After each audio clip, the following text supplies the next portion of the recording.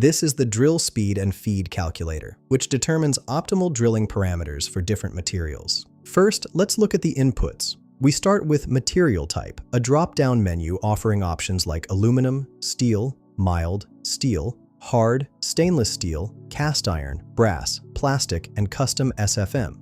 For this demo, I'm selecting aluminum. Next, we enter the drill diameter in inches. I'll use 0.25 inches. Then we have surface feet per minute, or SFM. The drop-down automatically set this to 50 based on our aluminum selection.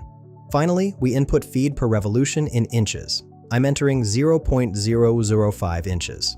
Now I'll click Calculate Drill Parameters. Here are our results. Spindle speed is 764 RPM. That's how fast your drill should rotate.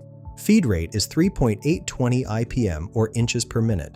This tells you how quickly to advance the drill through the material. Estimated thrust is 2 pounds. That's the approximate force needed to push the drill through aluminum with these parameters. These calculated values help prevent tool damage and ensure clean, accurate holes. Find the link in the description below.